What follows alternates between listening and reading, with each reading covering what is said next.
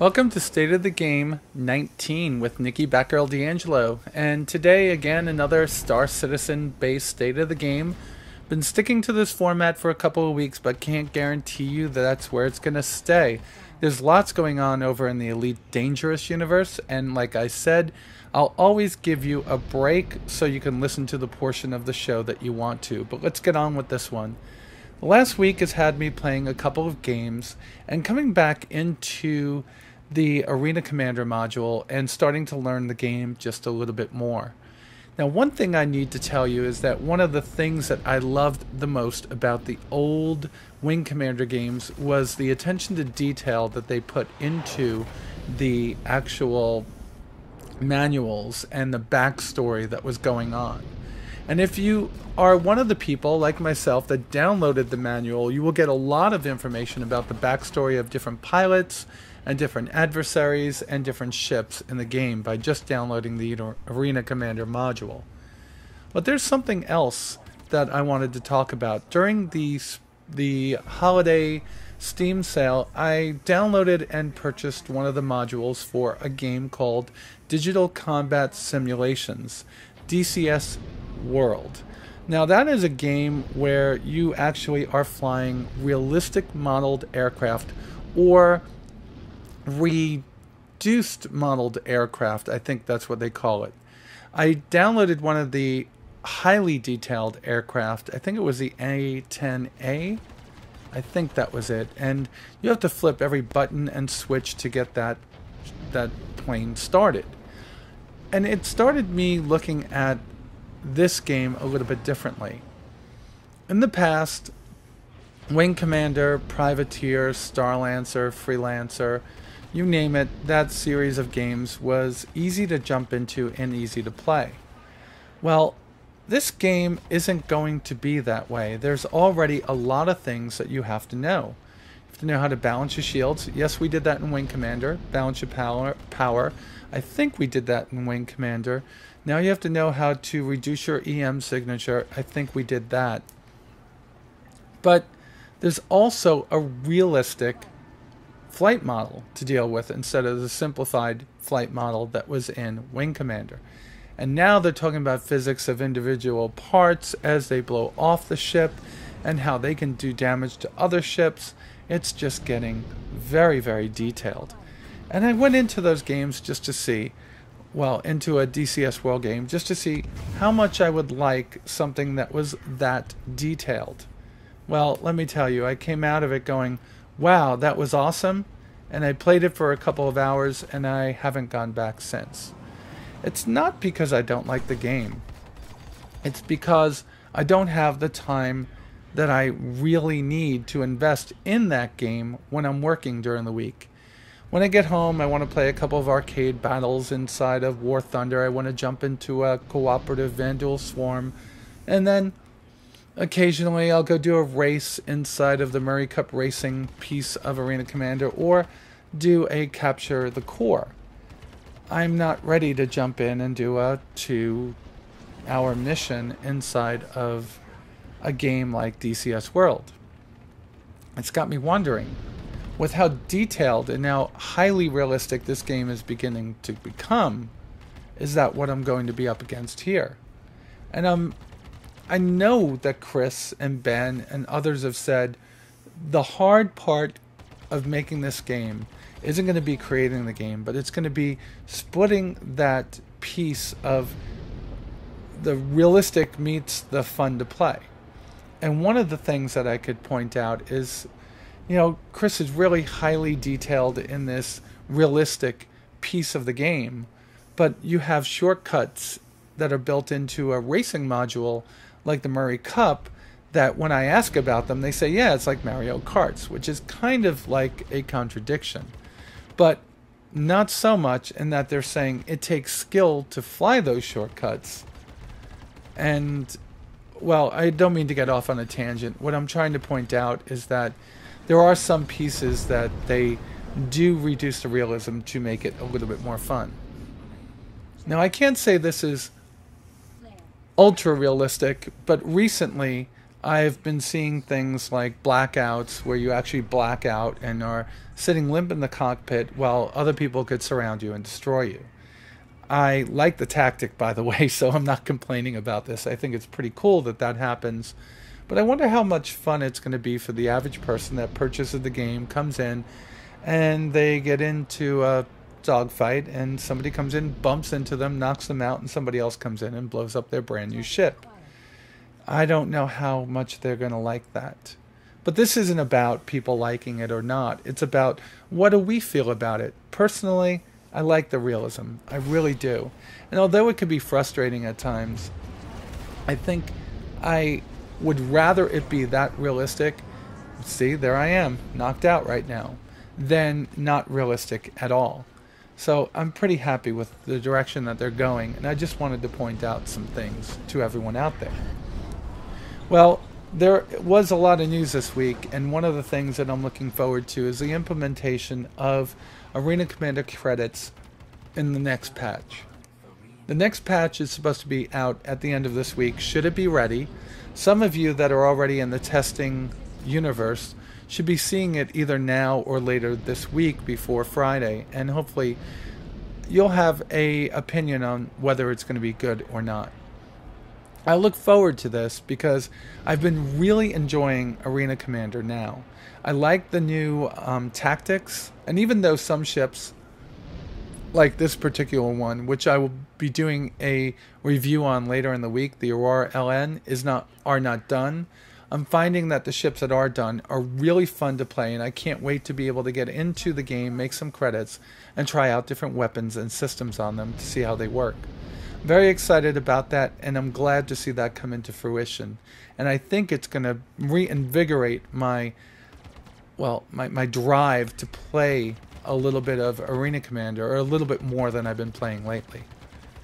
Another thing that's going on is they're talking about character models and how they've upgraded the skeleton to make it walk and move more realistically. And then they're creating character models that are going to be in the Arkham station? That doesn't sound right to me, but I guess that's in Stanton. And that's pretty impressive to me in its own right, in that they're going out of their way to create very different models for each character that is going to be in that area, whether they be a vendor or a server or something like that. Oh, I think this is where I just don't get away from this guy and I blow up. Who knows? We'll talk about that later. So I'm very impressed that they're doing that, and I guess that leads me to this, you know, being female and wanting to play in a female character and being a little bit, you know, put off by there not being female characters out for the longest time. I'm now starting to decide that, wow, I've been a little bit too critical. After seeing some of the things that they've been showing off, I think it's going to be well worth the wait when they finally do have these female characters out and in the game for everybody to use. Now, NPCs are one of the things that are always on my mind, and somebody brought this up in my channel to ask Ben, and I'm definitely going to be asking him. And I think if we go back to a 10 for the Chairman, we'll have an answer for this, but I haven't been able to take the time to start listening to some 50-odd episodes in the past of 10 for the Chairman to see when this question was asked. But it has to do with non-human NPC characters. Can we indeed hire them to man the turrets or different stations on our ship, or fly one of our other ships in our fleet to protect us? That's one thing that really intrigues me. And the other piece of it, as I know that it's coming at a later date, but I'm wondering if the lack of inclusion, the exclusion of non-human player races in the early part of the game is really that big of a deal. I don't see myself embracing a Vanduul like some other people do inside of my group, and I really have to give kudos to Eris, who is the webmistress for Star Citizen Addicts Anonymous, for taking on the persona of Vanduul Veronica, a Tokyo Rose sort of persona that isn't really a Vanduul sympathizer, but more or less just sees the Vanduul as a different race that's not really that evil. Little does she know that they are indeed evil. But I do give her kudos for that. But I don't see myself taking on the persona of a Taveran or a Xian or a Vandul at all. I can see myself taking on the persona of a human that lives in different parts of UE space.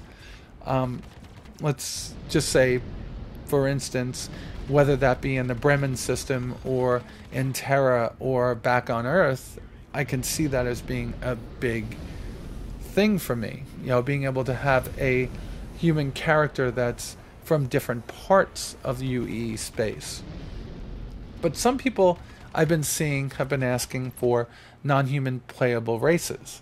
Now, while I think that that is definitely something that is needed in the game, I know it's not needed at the start, and I just want to explain why.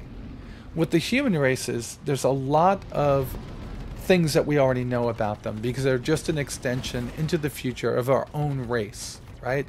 So we know where they came from and what they're about, and even though it's 1,000 years in the future, we can guess what their motives are and what their drive to be good or be bad is all about. We've had pirates and thugs and good people and knights of the round table and all sorts of things in the history of this world. But you would have to create a world, a lore, and a feeling, and a starting place, and planets, and a whole culture to be able to build that type of immersion in a non-human playable race into this game to be good enough for Chris Roberts. And I know that's going to come, but it's going to come at a much later date. I'm glad to see them progressing the way they are, though. And the flight models, the actual models of the ships themselves, and the different elements that they've been adding into the game little by little are starting to impress me a lot. Here you've watched about 12 to 13 minutes of a battle that I was in a very, very, very early ship that you would have in this game, and still was able to hold my own against the horde of Vandul, or I should say the swarm of Vandul in this particular match. I know that they do give you a little bit dumbing down of the AI on their part and strengthening of the hull and weapon systems on this part, but it does give me something to look forward to, that they are starting to really get down and dirty on these systems. I haven't played around with a couple of things I've already talked about, getting off the subject of non-human player races. I haven't gotten into actually figuring out how to change my emissions yet.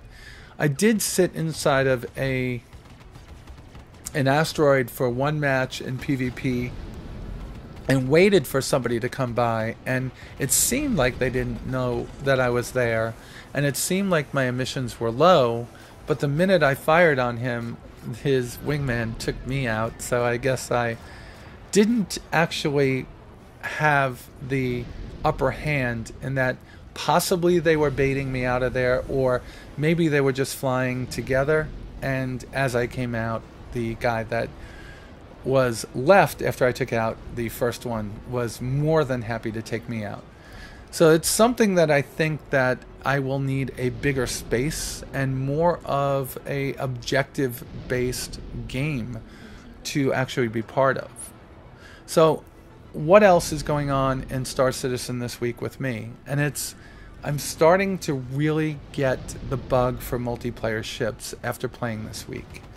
And it isn't for any other reason, but I'd love for there to be something different than just to shoot down hordes of Vandul, people that aren't on your side, and you're just a free-for-all, like in the Battle Royale, or capture the core. I'm not getting bored with things. I'd just like to add something else to my repertoire of gameplay. And I've been imagining what that gameplay is going to be like when 2.0 goes live, and bringing a couple of the enablers with me, or joining them on their ships to man different weapons systems and different stations on the ship. And then it just hit me that this really hasn't been done before. And there I am playing War Thunder, wondering, wow, I've got 5 people on this tank. Could you imagine if there really was a driver, a commander, and a gunner in that particular game that we were all having to work together. And then I started to think, well, how is this going to work? And those are the things that I like the most about where this game is heading. And that here we are, almost to the point where we're going to have another alpha where we're going to get multiplayer ships, probably within 2 months or so, maybe 3. And I'm starting to think, wow, this has not been done before. This is something that's going to be totally new. And I'm not talking about like manning. Well, maybe it has been done before. I just remembered a game that one of the enablers, we'll call him Reaper, is playing, and that's called 1946. I think it's called IL-2 Sturmovik, and it has something to do with the Stalingrad campaign. I've seen them flying out where somebody was a gunner and somebody was a pilot. So maybe that's a game that I need to look at. Alright, so to close out the state of the game, we're going to talk about 2 things. And please don't just log out right now, because I do give away a lot of things on the ship. I'm sorry, on the show, not on my ship. When I have my 890 jump, I'll be giving out lots of things, namely drinks. But I do give out a lot of things on the show, and I do want them to be available to everybody. First off, I need to apologize to everybody, and that email got screwed up. The email program I use to aggregate email from Gmail just merged a lot of emails on top of each other, making it look like somebody was sending an email that really wasn't. So it looked like I had multiple people entering under different names, and it's taken me a little bit to actually separate that out, go back to Gmail, create my folders up there, and start all over again. So I will have the Redeemer contest ended by next week, and I will put up that I will put up the spreadsheet shortly, within the next 2 days. I have the next 2 days off. I promise it will be up there. But I do want to give away the Mustang Omega for State of the Game 16 today, that will be provided for, or provided to the show, by Captain Gloom of the Star Citizen Addicts Anonymous thread in the subscriber den, and also of the official organization of Star Citizen Addicts Anonymous, the Enablers. And Captain Gloom has been more than happy to give away a Mustang, I guess it's the Omega, which if you look online, it's worth about $60 or $70. So let's see who that name will be, and I'll flash it up here in just one moment. So let's get right to the contest. All right, let's see who we are going to have as our winner. And it is Jack London. All you have to do to redeem this prize is to send me an email with your in-game handle and an email address that you want to be contacted at. Captain Gloom will contact you in a PM in-game and get you your prize. With that said, let's talk about contests. I think I need to be a little bit more organized. I have somebody that has offered their time to help me with the contests.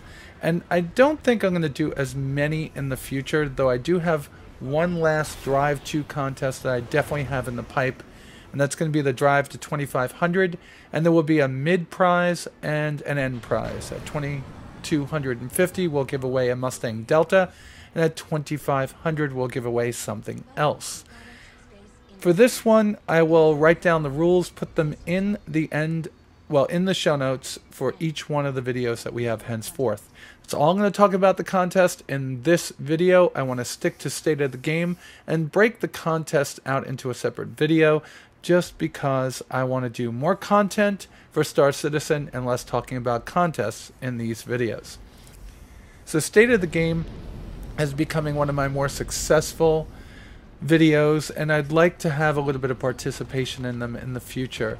You guys have been asking me some pretty good questions. How did I get into gaming? How did I get into podcasting, into doing my YouTube channel? And I will start answering them in the upcoming episodes over the next few weeks if that's what you want. But what I like is bringing you the news and answering questions at the same time. So if you liked my idea for the format of the show for the future, please just give a comment below. And so you don't have to keep on clicking on that. You could thumbs up somebody's comment if they have a suggestion that you like. All right, folks, we're here at the end of the show. I don't want to push it too far over 20 minutes because I feel that's the point that I stop listening to most of the videos. So with that said, you guys all have a very safe week. In other words, be safe out there, and I will talk to you soon.